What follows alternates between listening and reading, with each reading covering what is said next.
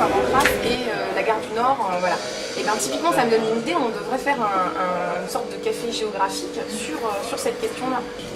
Je savais qu'il y avait des cafés philosophiques, mais enfin aller débattre de géographie dans un café, je ne vois pas tellement l'intérêt. Est-ce que tu crois que ça intéresse les gens d'aller parler de deux gares et d'une voie de chemin de fer? Je pense que oui, parce que si on fait venir par exemple des spécialistes sur ces questions-là qui viennent expliquer que derrière cette belle affiche, ce que je te disais de 12h15 là, Eurostar, et que derrière on explique quels sont les enjeux avec un type qui est soit un spécialiste de la question, soit un vrai géographe qui nous dit comment ça se passe le territoire, je suis certaine que les citoyens qui ont accès à une information qui est toujours assez limitée, et les choses vont que dans un sens, c'est-à-dire tu lis un papier ou tu regardes la télé, mais finalement tu es toujours assez passif.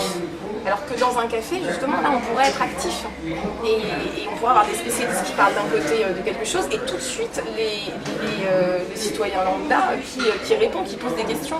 Mais en fait, ça se passe comment un café géographique?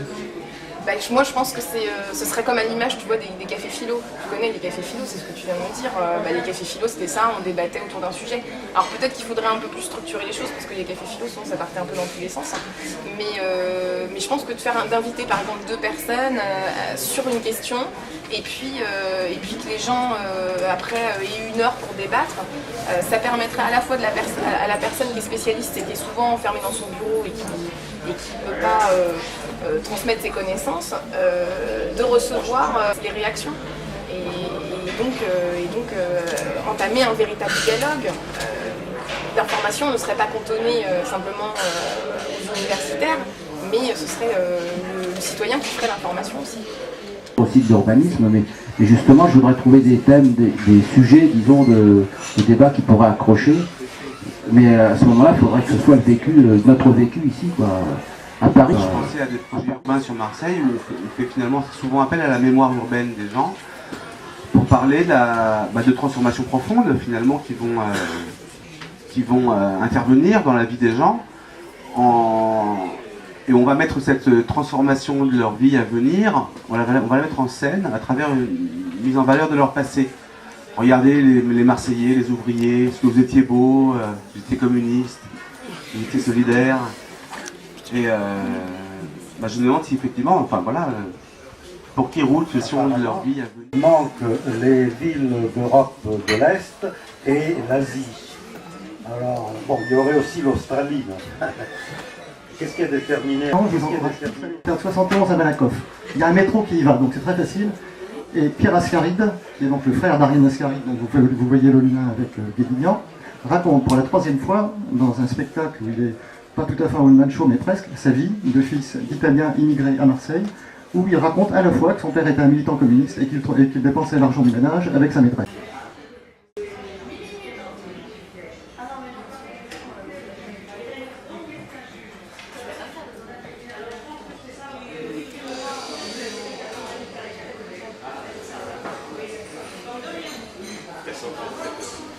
Dans une ville, le meilleur endroit pour parler de géographie, si ce n'est pas l'université, c'est le café. Puisque c'est toujours au café qu'on reconstruit le monde, qu'on pense à ce qu'on va faire, ce qu'on va devenir. Enfin, je ne voudrais pas rappeler Voltaire et le Procope, mais enfin quand même, c'est là qu'on allait discuter les idées du temps. Et ce qui me plaît justement dans les cafés géographiques, c'est que chacun vient pour discuter les idées du temps. Alors il y a quelqu'un qui fait une introduction, et puis après, chacun est libre de parler. Et ça, c'est possible parce que justement, on est en ville. Parce que tout le monde peut se réunir, il suffit de réserver un petit peu à l'avance du temps, on n'a pas besoin de se transporter de loin, et donc on peut échanger des choses qu'autrement on n'échangerait pas. C'est l'aspect de liberté qui me paraît fondamental dans le café géographique. Et on peut dire du tango ce qu'on dit des gated communities ou des centres commerciaux, c'est-à-dire que la forme est la même, la danse est la même, la musique est la même. On continue à danser aujourd'hui d'ailleurs sur le tango des années 40, essentiellement dans le monde entier. Il y a un essaimage absolument incroyable de cette danse. Vous allez en Chine, vous allez en Turquie, vous allez en Islande, vous allez, sauf peut-être en Afrique noire où je ne connais pas. Pourtant, j'ai bien cherché de lieux de pratique du tango argentin, mais le contenu social du bal, c'est-à-dire la pratique à l'intérieur du bal, En fait, pour moi, je pense qu'il y a deux types de cafés géographiques.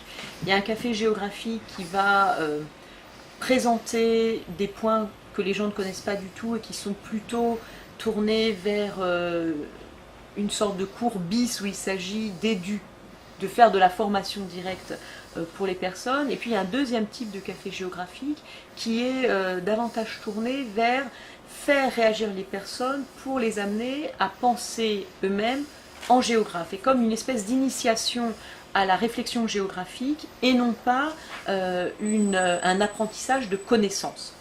Donc celui qui m'intéresse moi, c'est le deuxième, c'est celui, le café géographique, qui vise à conduire les gens, amener les gens à réfléchir en géographe sur des sujets qu'ils connaissent ou qu'ils connaissent plus ou moins bien, sur des questions qui peuvent souvent faire partie de leur banalité quotidienne, mais auxquelles ils n'ont jamais réfléchi en pensant qu'il pouvait y avoir de la géographie là-dedans.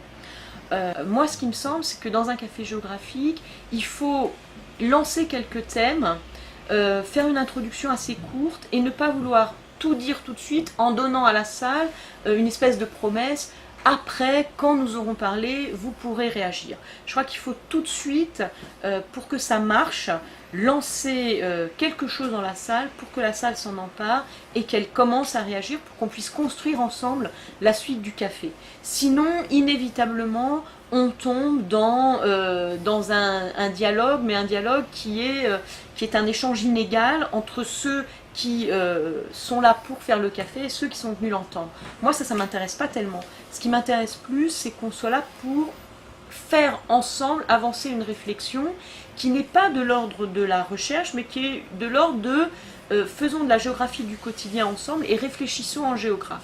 Et si on en sort en étant plus sensible à la réalité géographique dans laquelle nous nous trouvons tous les jours, et c'est pourquoi j'aime bien les sujets du quotidien dans les cafés de géographie, eh bien, si on en sort comme ça, on aura réussi notre café. Et le film, en fait, il montre assez bien ça. C'est très différent de la course automobile. J'en parle un petit peu dans l'encadré sur le cruising. Course automobile, qu'on retrouve aussi à la fin de American Graffiti ou dans La Fureur de vivre, qui alors là est sur le mode rapide de la compétition homme à homme. C'est pas du tout l'estrade publique, c'est pas tout à fait la même chose.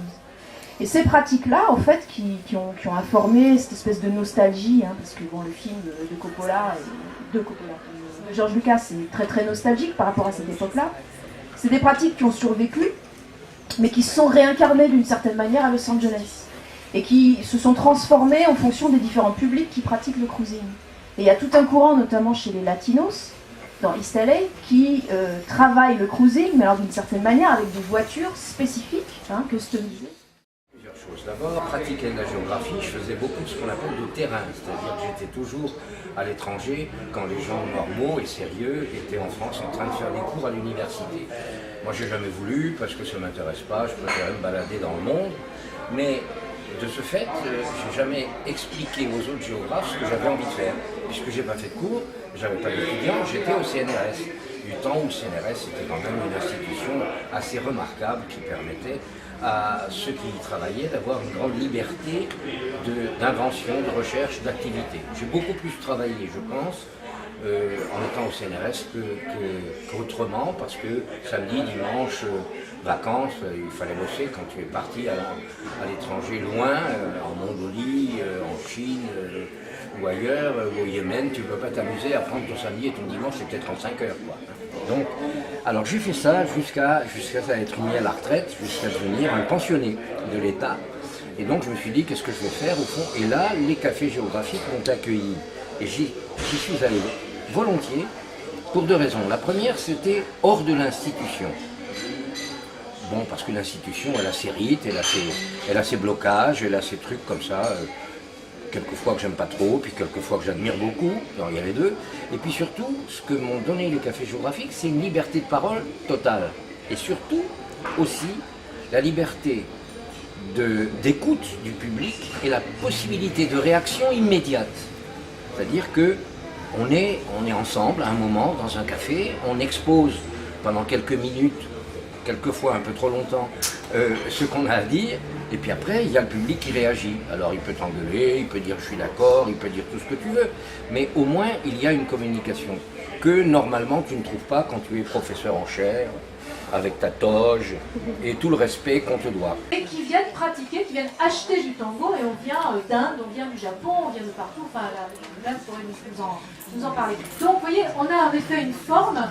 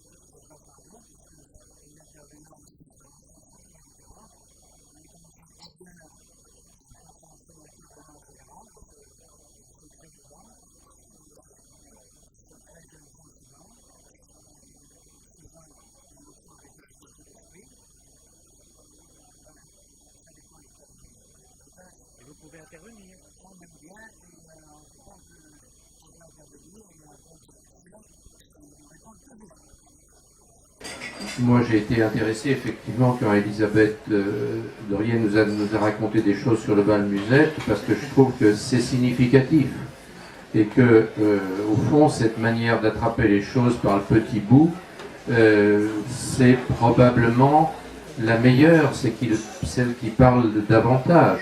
J'ai feuilleté votre ouvrage, je l'ai pas encore totalement lu. Bon, on peut penser à une veine qui ne vient pas de la géographie. On peut penser au surréalisme. Hein? Ça, c'est la première chose. La deuxième chose, c'est, tu as souvent cité situation, situation, situation. Or, bon, moi, ça me fait penser un peu à Guy Debord et à sa géographie, disons, psychologique de Paris, et toutes ces rencontres qui sont, en quelque sorte, magnifiées. Même si lui, c'est moins dans le genre du plaisir que des fois de la... Hein? Donc, je pense qu'il y a là... un moment de la géographie, en quelque sorte, où la géographie urbaine nous a seriné cité situations pendant longtemps, mais n'a pas parlé des situations au sens où vous voulez parler, et en quelque sorte, c'est la veine de Guy Debord sur Albert de Mangeon, en quelque sorte, que vous avez réalisé en privilégiant un situationnisme de fait à travers le monde. La nuit et trop de lumière tue la nuit. Donc voilà, et j'entendais un éclairagiste ou un artiste lumière japonais qui disait, on lui disait, mais quel est votre rêve pour les villes de la nuit? C'est inventer une lampe à faire le noir. Donc ça, moi, ça me semblait être la nuit, c'est là. Bon, c'est l'obscurité, enfin, le soleil s'en va, c'est l'obscurité, c'est l'arrêt des activités, c'est le temps du repos social, c'est le temps des ténèbres, tout ça. Et la nuit, c'est normalement, quand vous regardez un petit peu les activités, alors la consommation d'électricité, de gaz, la circulation de voitures, de piétons, de vélos, j'ai fait des comptages dans toutes les villes. Je demande de me faire confiance, de renvoyer un peu aux travaux universitaires qu'on a pu faire là-dessus. C'est l'arrêt des activités. Or, ce qu'on constate aujourd'hui dans les villes, notamment dans les métropoles, c'est que d'abord, il n'y a plus vraiment d'arrêt. Alors, il y a des quartiers où ça s'arrête, bien sûr, mais on voit qu'il y a toujours des pics d'activité qu'on connaît bien, mais il n'y a plus vraiment d'arrêt. Il y a toujours un peu de circulation, il y a toujours un peu de bruit, il y a toujours... Donc on est petit à petit vers la continuité. Et le creux dans les activités, quand vous faites des histogrammes tout simple, le creux dans les activités, excusez-moi, c'est 1h30, 4h30 du matin. Avant, c'est la soirée qui se poursuit, ça grignote, ça grignote, ça grignote. Moi, je me souviens que 23h30, rentrer en discothèque, quand j'avais l'âge, c'était déjà ringard. Aujourd'hui, à 1h en discothèque, c'est ringard. Sauf que pour les patrons de boîte qui doivent faire leur business entre 1h et 3h du matin, parce qu'après, ils doivent fermer, c'est un petit peu difficile. Donc on a ces pressions-là. Après, on a le cœur de la nuit, la grande label, comme disait Jonas, cette nuit où on est dans autre chose. Et puis après, on a déjà le petit matin. Le petit matin qui est vers 4h30, 5h, où les gens du jour arrivent. Ceux qui vomissent leur nuit rencontrent ceux qui viennent nettoyer la ville et ceux qui viennent nous permettre de travailler et de vivre dans une ville qui a l'air propre et on n'imagine même plus qu'elle est nettoyée. Il y a tout. Voilà. Le deuxième élément, c'est la nuit, je suis libre. Alors oui, c'est vrai, vous avez ce discours chez les artistes, chez les crafts, chez tout le monde, je fais ce que je veux la nuit. Je fais ce que je veux, sauf que on est comme des papillons, on va où il y a de la lumière. On va là où il y a de la lumière. Et là où il y a de la lumière, si vous faites ces fameuses cartes, c'est dans les centres où dans les périphéries, sur des macumbas quelconques.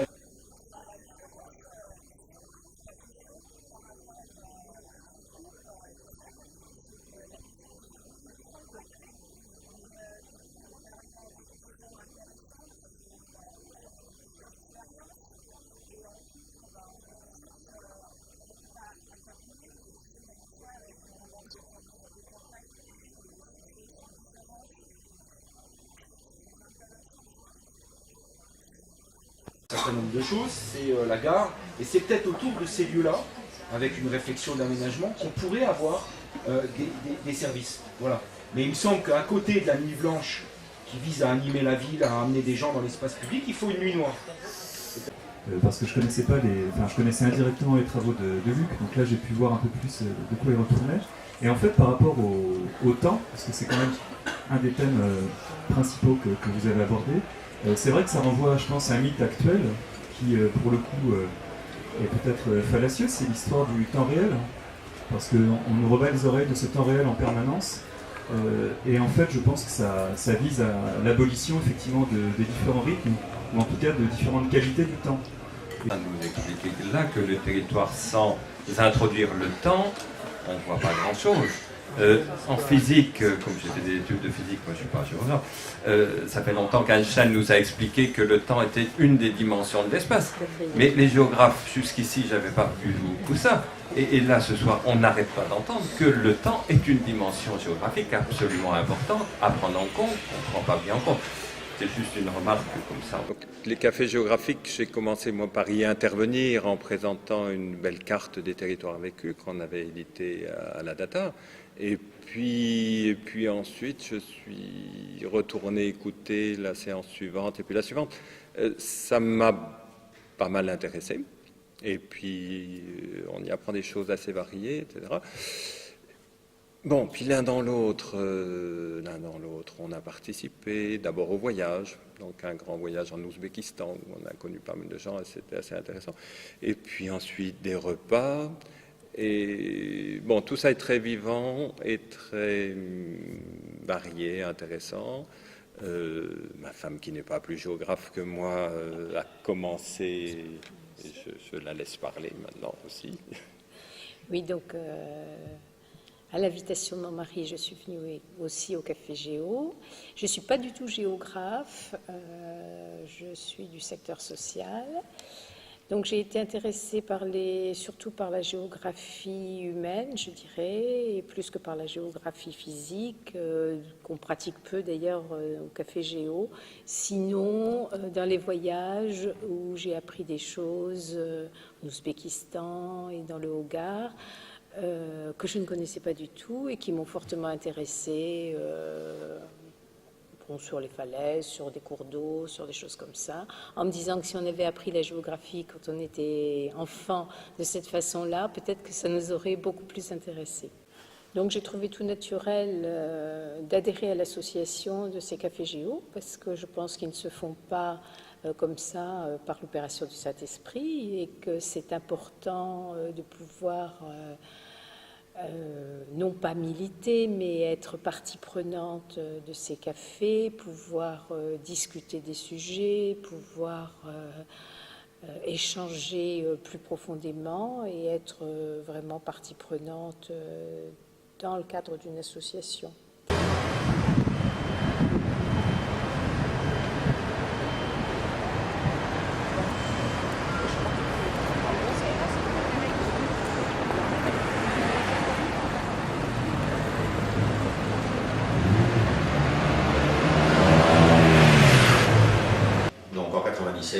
Antoine Bailly réunit un certain nombre de gens autour d'un bar pour parler de la géographie de la bière. Et c'est une idée qu'on a repris avec des étudiants de prépa, puisqu'à l'époque j'étais professeur en classe préparatoire, qui s'étaient rendu compte que lorsque on allait au bistrot après les cours pour raconter un peu ce qui se passait dans le monde, dire que ces cours de géographie-là étaient plus vivants et probablement souhaitables pour eux par rapport à ce qu'on pouvait faire dans une classe qui était dictée par les programmes. Donc voilà, ces cafés, c'était l'occasion de faire de la géographie de manière un peu décontractée. Le Festival de Sadier à libérer un peu la parole des géographes. Et d'une part, eux ont le désir d'intervenir un peu dans les affaires, sinon des régions. On voit par exemple à Toulouse des géographes qui vont voir le maire, qui vont discuter avec les députés. Donc les géographes sortent un peu du bois, si l'on peut dire. Et d'un autre côté, les gens qui voyagent, les gens qui mangent, les gens qui vont au cinéma font un peu de géographie. Et je pense que également Internet a probablement dématérialisé une partie de l'espace et qu'il y a des choses qui n'apparaissent plus. Peut-être justement ce manque d'espace, ce manque de géographie réapparaît dans la demande qu'on a offerte au café. Ce qui est frappant, c'est qu'en dehors des cafés eux-mêmes, lorsqu'on a proposé de manger et de faire de la géographie avec la carte d'un restaurant ou de partir en voyage avec des géographes, tout de suite ça a suscité l'enthousiasme.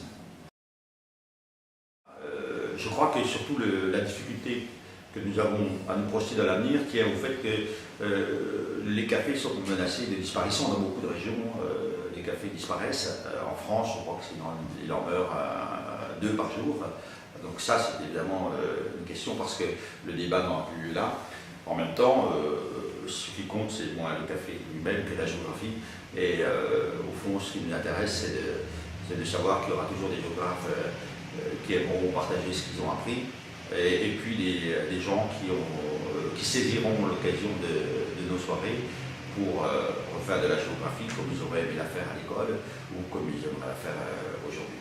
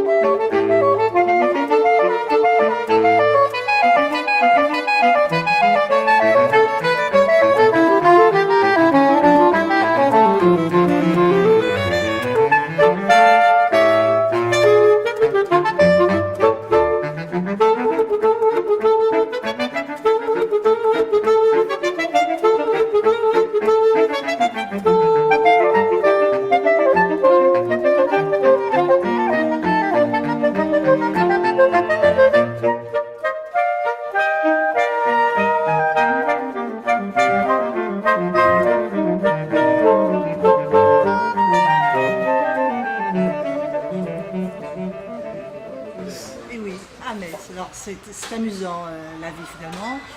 Premièrement parce qu'il y a eu une opportunité, le départ géographique de mon mari à Metz, pour des raisons professionnelles. Alors j'ai décidé de le suivre bien entendu dans son aventure professionnelle. Deuxièmement, une disponibilité puisque je suis restée prof à Paris, 2 jours par semaine, début de semaine, à partir de mercredi, j'étais à Metz. Et puis un constat. Alors un constat, je me suis rendu compte qu'il n'y avait en Lorraine aucun café géographique, alors qu'il y a une fois par an une activité extraordinaire lors du FIG à Saint-Dié. Alors je me suis dit tout de même, pas de café géographique en Lorraine, c'est peut-être l'occasion. À partir de ce moment-là, j'ai pris contact avec les universitaires à l'université de Metz, une équipe très sympathique, il y a Florence Mitz, Sophie Duruffray, Et on a créé une association. On a créé une association, les cafés géographiques de Metz, tout simplement pour avoir des subventions. Et effectivement, on est assez riche pour le moment. On a des subventions de la ville de Metz, des subventions du conseil général, et tout fonctionne. Alors quand même, c'est pas seulement l'argent qui permet qu'on a une stratégie qui nous a permis de réussir. Premièrement, première stratégie, trouver des sujets qui sont des sujets locaux, qui intéressent les Messins. Alors un exemple, on parle beaucoup de friches industrielles, beaucoup de reconversion, beaucoup d'immigration, donc des Lorrains, ceux qui seront Lorrains, les Italiens par exemple. On parle également du climat, le réchauffement climatique, mais à travers donc, la lorgnette de la Lorraine, quel climat demain pour la Lorraine. Donc des sujets locaux. Il n'est pas question que les cafés géographiques s'arrêtent, je ne suis plus à Metz depuis septembre 2007. Je suis encore la présidente pour un petit temps. Je pense qu'en 2008, on va faire un mouvement dans le bureau et je donnerai ma démission comme présidente. Et ça fonctionne parce que l'équipe est très soudée. On a chacun ses compétences et on travaille bien en convivialité, en osmose, donc il n'y aura pas de problème. Alors actuellement, comment ça se passe? C'est simple, c'est tous les 2 mois. Donc le programme est déjà lancé pour l'année 2008. On travaille beaucoup par mail, par internet, et voilà, c'est pas de problème. Je pense que c'est bien lancé, il y a une bonne stratégie entre les intervenants locaux, les intervenants nationaux, avec une équipe qui fonctionne, les médias qui jouent le jeu, un café qui lui aussi est tout à fait adhérent à notre projet. Ça roule entre guillemets, ça roule bien et on est très contents.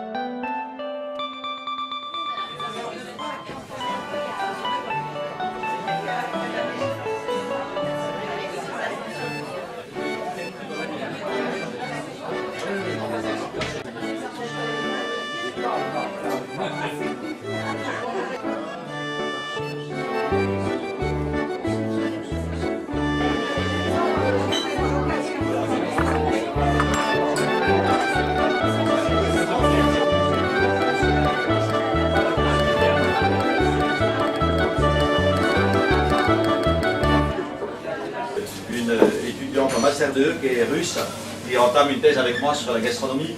Et en fait, quand on est parti sur la gastronomie russe, on s'est rendu compte que c'était de la thèse, c'est qu'il n'y avait pas de gastronomie russe, il y avait une cuisine paysanne qui avait été habillée d'un certain nombre de choses grâce aux Français qui avaient émigré au 19e siècle, mais que globalement, au fond, à part ce qui se passait à la cour du Tsar, il n'y avait absolument pas de gastronomie.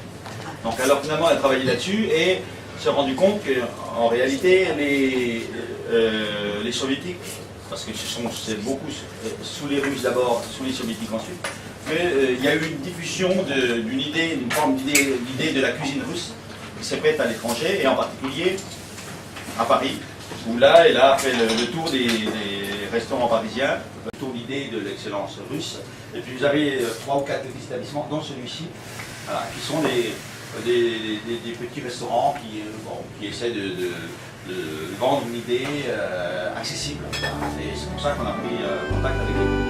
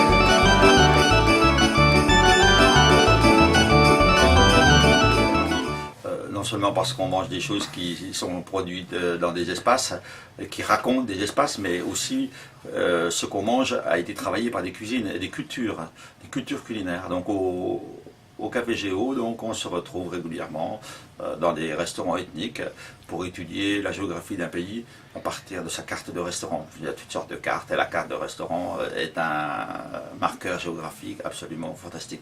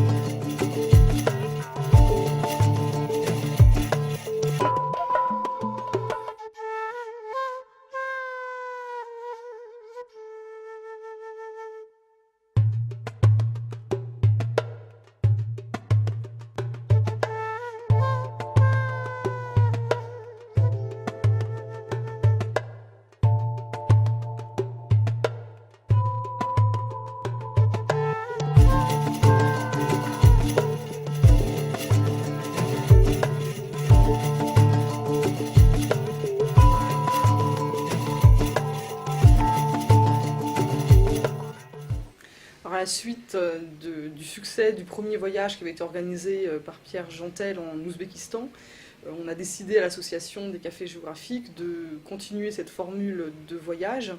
Et comme à l'époque j'étais secrétaire de l'association, eh bien, je me suis proposée pour prendre en charge le montage de ces voyages. Et donc depuis, j'organise un à deux voyages, enfin un voyage par an, parfois deux, ça dépend. Je me suis proposée pour organiser un voyage est quelque chose de peut être assez complexe et assez long. En fait, il faut d'abord partir d'une idée. Souvent, quelqu'un qui se propose, un spécialiste en général d'une zone géographique, qui se propose pour monter un voyage. À partir de là, eh bien, il faut l'aider techniquement, trouver soit une agence en France, soit une agence locale qui puisse donc prendre en charge le montage technique à partir des vols, enfin, donc des billets d'avion, des déplacements sur place, des hébergements, des repas, sachant qu'on a une politique qui est de proposer des voyages tout compris, donc qui sont en pension complète avec les vols inclus. Et bien sûr, ce spécialiste de la zone géographique qui se propose et qui va donc encadrer ensuite le voyage au niveau culturel, on va dire, au niveau scientifique, accompagne le voyage et propose tout au long du voyage des interventions pour expliquer la géographie physique, humaine, la géopolitique, également des espaces que l'on traverse, ce qui demande aussi un travail relativement conséquent.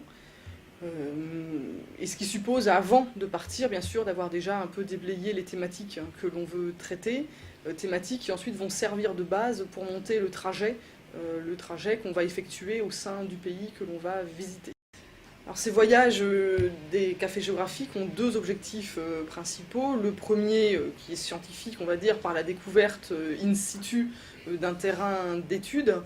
Et puis un deuxième objectif qui est de faire se rencontrer les membres de l'association, de les faire se connaître par ce temps partagé. Ce voyage a eu lieu en avril 2006. Ce voyage de 9 jours nous a permis d'aller à l'Ermitage du Père de Foucauld et ensuite de faire le tour de la chaîne de la Tefet d'Est qui se termine au nord par la Garet El Genoun, montagne sacrée des Touaregs, que je suis, je crois, le premier à avoir escaladé en plein été.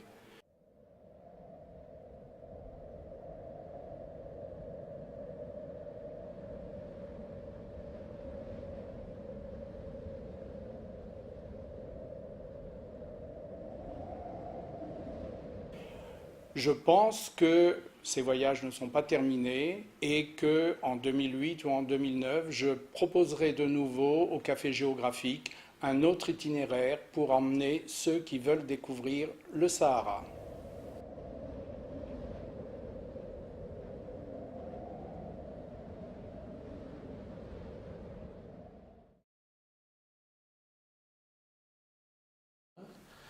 J'ai organisé une sortie sur le terrain, comment faut-il dire, un voyage, une excursion, dans un morceau de la Grèce très précis qui s'appelle la Thessalie, que je connais bien parce que c'est là que j'ai effectué mon travail de thèse il y a maintenant très longtemps.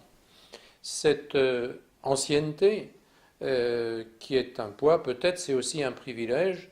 Et voilà qu'on s'est promené, un certain nombre de collègues et puis d'amis des collègues, dans la région qui s'appelle la Thessalie. Et on a terminé dans un village que je connais très très bien, puisque j'y passe une partie de mon année, et qui s'appelle Argalasti. Et finalement, sans l'avoir voulu, en quelque sorte, l'excursion, la sortie de terrain s'est terminée là, sur la place du village, sous les ombrages des platanes, avec le maire, avec des tas de gens qui étaient là et qui prenaient part aussi à la conversation.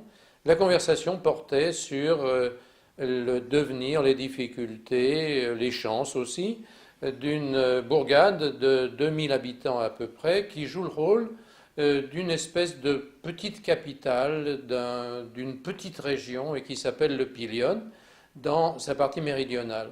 Alors on a passé passablement de temps à écouter le maire, à le traduire, à discuter, à écouter les interventions des autres gens qui étaient là en train de prendre leur tsipuro. Le tsipuro, c'est l'alcool local, et toutes les occasions sont bonnes pour prendre un tsipuro.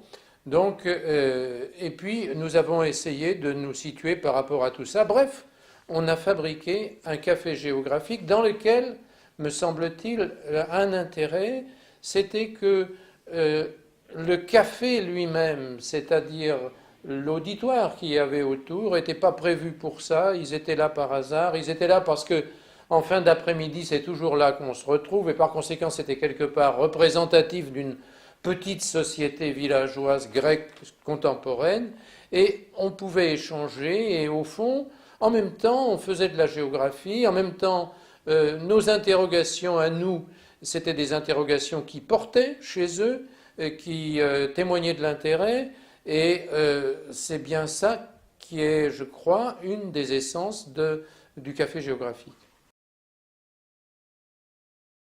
Alors, les voyages des cafés géographiques étant relativement limités en nombre de places par rapport au nombre de personnes qui aimeraient y participer, les voyages étant parfois dans des conditions très sommaires, se déroulant dans des conditions particulièrement sommaires dans certains États, on a décidé de faire également, de proposer des voyages en France, plutôt des week-ends d'études sur certaines régions. Donc, il y en a eu déjà en Alsace, il y en a eu en Bourgogne.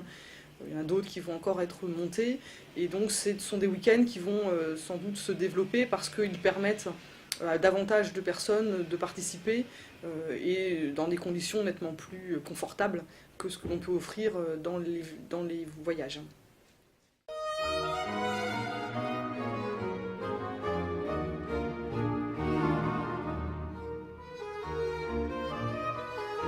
Le partage des tâches est bien accompli, ce qui fait que l'administration du site, ça se passe assez bien.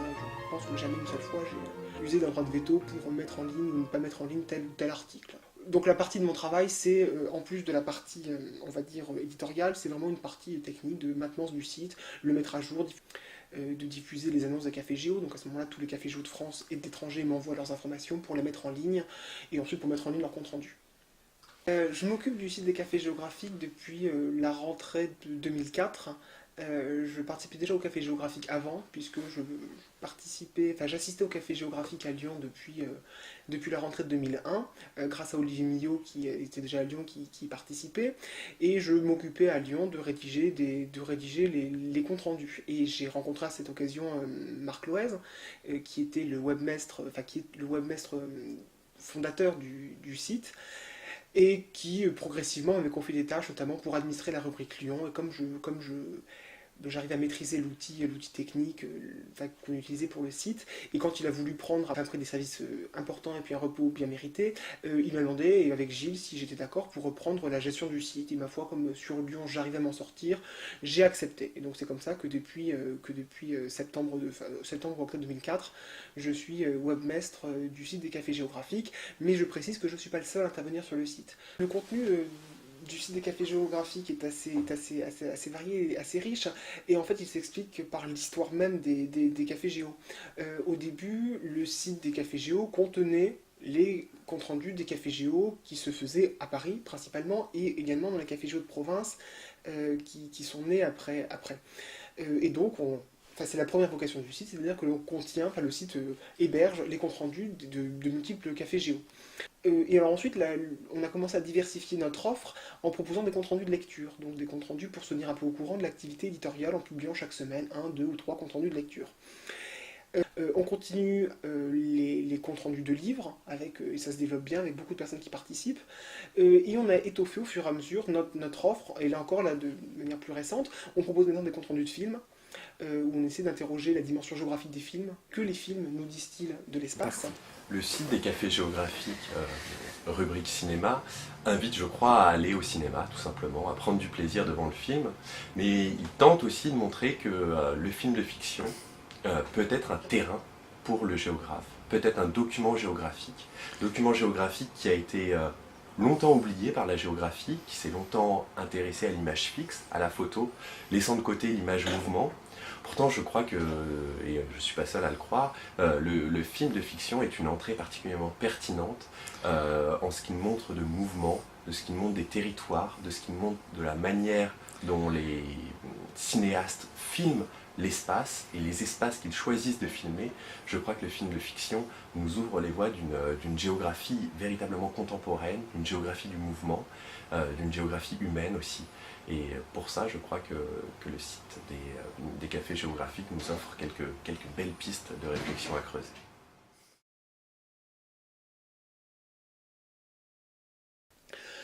On a également mis en place une rubrique de tribune, la rubrique qui s'appelle Vox Géographie, dont le but est d'accueillir des textes de géographes, jeunes ou moins jeunes, pour les faire réagir, pour faire réagir les géographes et permettre aux géographes de s'exprimer sur des sujets d'actualité. Alors c'est extrêmement varié, la seule règle qu'on s'impose, c'est que ce soit de la géographie et que ce soit lié plus ou moins à l'actualité, de manière plus ou moins proche, soit l'actualité vraiment brûlante, ou soit des questions de fond.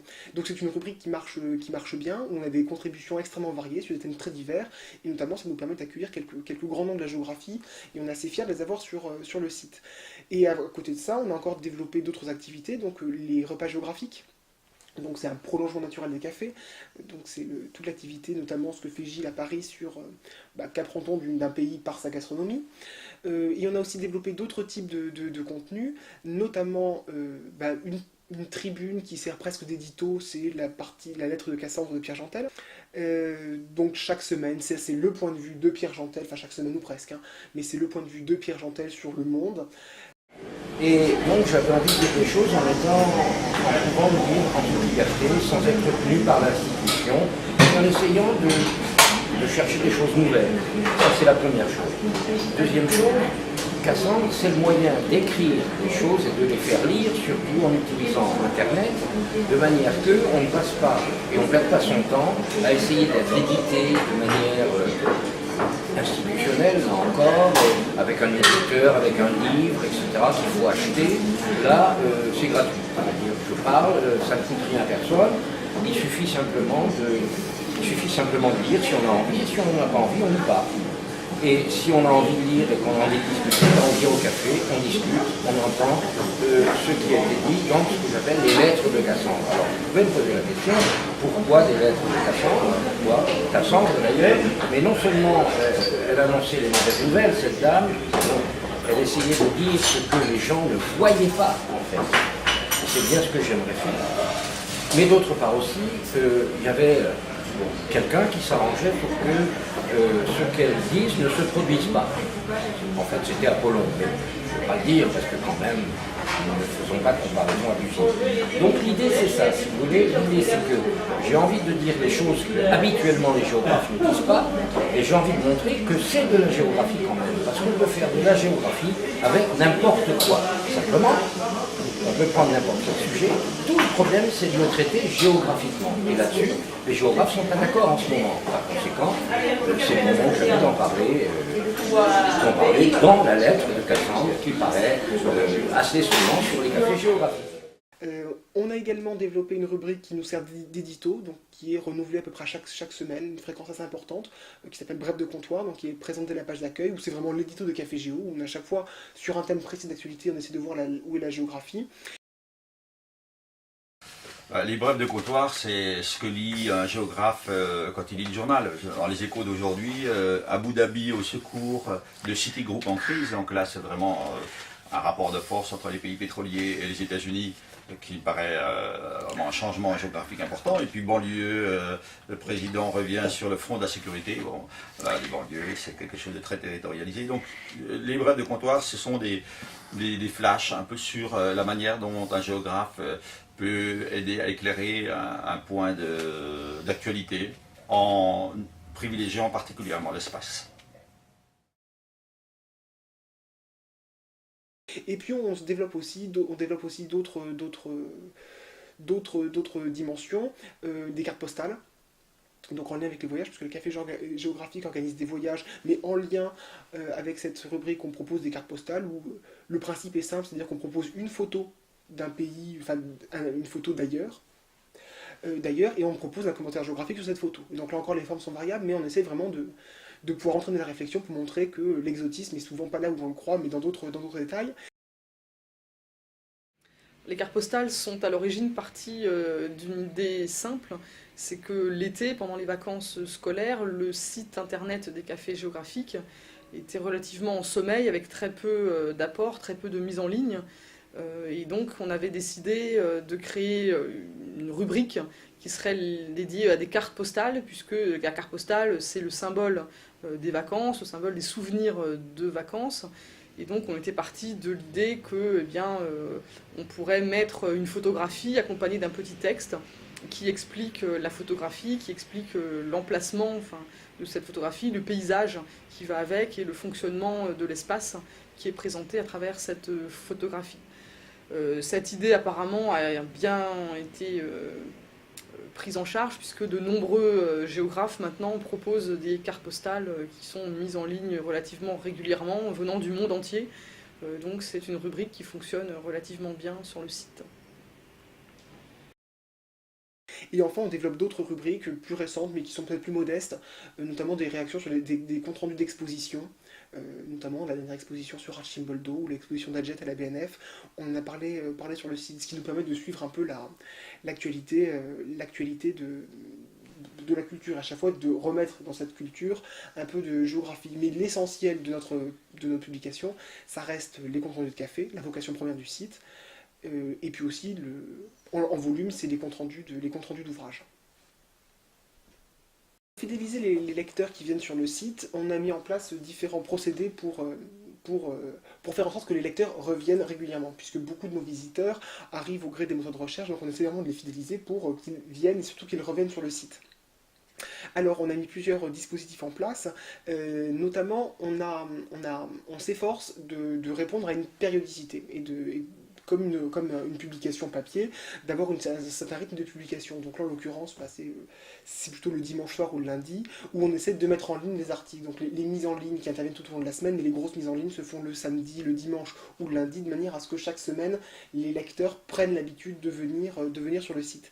Et pour inciter les lecteurs à venir le dimanche ou le lundi, on a mis en place une lettre d'information qui est gratuite, dont l'abonnement est gratuit, il suffit simplement d'envoyer un message, et cette lettre recense toutes les mises en ligne de la semaine. Donc chaque semaine, on envoie, alors en fonction des contributions des uns et des autres, on peut envoyer entre 3, 5, 8 nouveautés par semaine, des articles qui sont regroupés dans une lettre que l'on envoie, donc soit le dimanche soir, soit le lundi matin, ça dépend en gros des délais de bouclage. Et c'est assez amusant parce qu'on s'aperçoit quand même qu'il y a un effet et que la fréquentation du site est la plus forte le lundi, et qu'il y a vraiment un effet lettre. Donc c'est pour ça aussi que si vraiment on veut tirer la fréquentation vers le haut, on envoie la lettre plutôt le lundi matin que le dimanche soir, de manière à ce que toutes les visites arrivent le lundi. Voilà, mais donc aujourd'hui la lettre ça marche bien, il y en a à peu près, à l'heure actuelle on doit voir à peu près 600 abonnés. Et ça augmente régulièrement, on en a à peu près une dizaine en plus chaque semaine. C'est pas évident de savoir à quoi le site est utile, enfin, comment les gens se servent du site. Enfin, notamment moi, comme moi-même, j'ai peu de moyens de le savoir. J'ai les statistiques du site, mais finalement ils sont assez peu diserts sur la question, puisque je sais comment les gens arrivent sur les pages. Dans 85% des cas à peu près, c'est grâce à Google et des recherches sur Google, et merci Google de nous référencer aussi bien. Mais alors après, sur la fréquentation, qui nous fréquente, le profil des visiteurs, je le sais finalement assez peu. Je sais que nous avons des universitaires, mais parce que je vois dans les statistiques, dans les noms de domaines entrants, je sais qu'on a des domaines qui correspondent aux universités, mais lorsqu'il s'agit d'étudiants ou d'enseignants, je ne sais pas. J'ai assez peu de retours sur les visiteurs. Bon, c'est peut-être quelque chose qu'il faudrait de notre côté que l'on éclaircisse de manière à ce que l'on puisse mieux adapter notre offre à notre public. Et aujourd'hui, je ne pourrais pas vous dire si notre public est avant tout le grand public, celui qui constitue un cœur de cible de notre projet, ou si c'est vraiment un public de spécialistes, de géographes. Donc aujourd'hui, je ne peux pas vous le dire, et c'est dommage, ça nous permettrait déjà d'en savoir davantage sur nous-mêmes et sur les attentes de notre lectorat. En fait, le site a beaucoup évolué, il évolue tout le temps. Notamment, il y a 2 ans, on a remis en place une refonte complète de la maquette avec un site qui est entièrement redessiné par Patrick Poncet. Ça nous a demandé quand même beaucoup de travail et ça nous a obligé à essayer de réfléchir sur les évolutions qu'on voulait donner à long terme, notamment en termes de rubriques, création de rubriques. Donc on a pas mal réfléchi à ce moment-là. Donc pour le moment, le site tourne bien. Donc il va sans doute connaître des évolutions, lesquelles je ne sais pas. On va les décider avec le comité de rédaction, avec l'association des cafés géographiques qui finance le site et qui est propriétaire du nom de domaine. En fait, la question que pose ce site, c'est son statut, et notamment son statut générique, et notamment son statut aussi scientifique. La question qu'on peut se poser, c'est est-ce que ce site pourrait devenir une revue scientifique en ligne, comme beaucoup d'autres, comme PromCyberGeo ou autres. Effectivement, on en prend un peu la forme, les modalités, la diffusion, la qualité, le travail d'éditorial que l'on fournit. Ou est-ce au contraire que ce site reste un site d'information pour le grand public, donc faire davantage de la vulgarisation dans le sens noble du terme, donc essayer de transmettre des savoirs universitaires, scientifiques à un public intéressé par ces questions-là. C'est une vraie question. Personnellement, je pense qu'on reste peut-être davantage du côté de notre site grand public, parce que c'est pas une revue scientifique, ça n'a peut-être pas vocation à l'être. Notre devise, ne l'oublions pas, c'est faire de la géographie autrement. Donc autrement, c'est justement pas avec les canaux de l'université. Mais parfois, cette question se pose dans le statut et le genre de certaines contributions que l'on reçoit. On voit bien que dans nos contributions, dans la rubrique Vox Géographie, ça oscille entre 2 pôles. Les contributions oscillent vraiment entre 2 pôles. C'est d'une part des articles scientifiques, donc avec la rhétorique de l'article scientifique, des grosses bibliographies, une argumentation solide, vraiment un plan, en plus des articles assez longs. Et parfois, on a des articles qui sont davantage des tribunes, des coups de gueule, donc à ce moment-là sur un ton qui est beaucoup plus libre. Et justement, les géographes qui écrivent là-dessus, qui écrivent sur le site, disent ce qu'ils ne pourraient pas dire dans une revue à comité de lecture, une revue académique. Donc c'est un petit peu la difficulté qu'on a aujourd'hui, c'est pas toujours facile de jongler entre les deux. Alors pour le moment on n'a pas tellement de règles et pas tellement de contraintes, donc on publie un peu, quand on a un article de forme scientifique on le publie, quand on a un article qui est davantage une tribune on le publie aussi, mais c'est pas toujours facile de savoir quel genre on veut tenir. Donc l'avenir à mon avis serait peut-être là, d'essayer de réfléchir sur imposer davantage une marque Café Géo sur nos contenus, mais c'est pas facile toujours d'imposer cette marque à des contributeurs extérieurs. Finalement, la plus grosse partie du travail, c'est vraiment de mettre en ligne un article. Et donc, pour vous montrer à quel point c'est rapide de mettre en ligne un article, je vais essayer, sous vos yeux, de mettre en ligne la dernière lettre de Cassandre, la lettre 66. Alors, j'ai obtenu un fichier Word. donc qui est le fichier fourni par Pierre Jantel, qui a été accepté par le comité de rédaction et qui a été transformé pour la mise en page. Et donc à ce moment-là, j'ai un fichier Word propre, net, sans aucune erreur, qui est prêt à être mis en ligne. Donc une fois que ce fichier est prêt, il faut passer dans l'interface privée du site, à laquelle seuls bien sûr les administrateurs du site ont droit. Et à ce moment-là, ça va très très vite, puisqu'il s'agit de taper les intitulés de rubriques.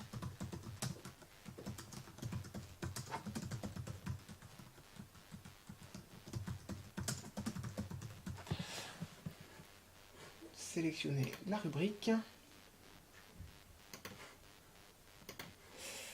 Et après, hop, on copie le texte. Pomme C, pomme V.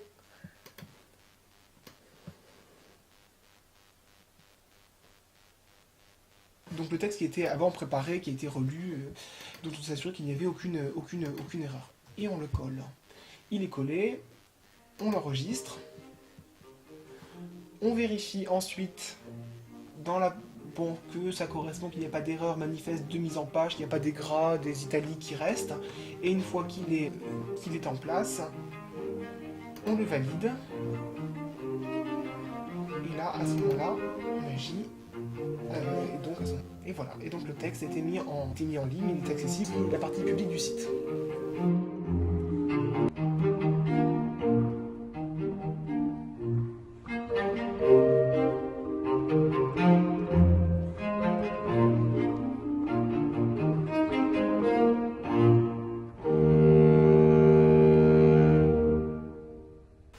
Je crois qu'on fait partie d'une génération chanceuse au Café Géographique, dans la mesure où est venu le temps où l'on accepte la vulgarisation des savoirs. Il y a des revues, il y a des cafés, il y a des conférences gratuites. Il y a beaucoup de choses où les savants, entre guillemets, prennent vraiment du plaisir à transmettre leur savoir ou à découvrir de nouveaux savoirs en compagnie des gens. Et je pense que les cafés géo s'inscrivent pleinement dans cette démarche. Et peut-être même qu'ils seront utiles à l'avenir quand il faudra légitimer l'utilité des disciplines.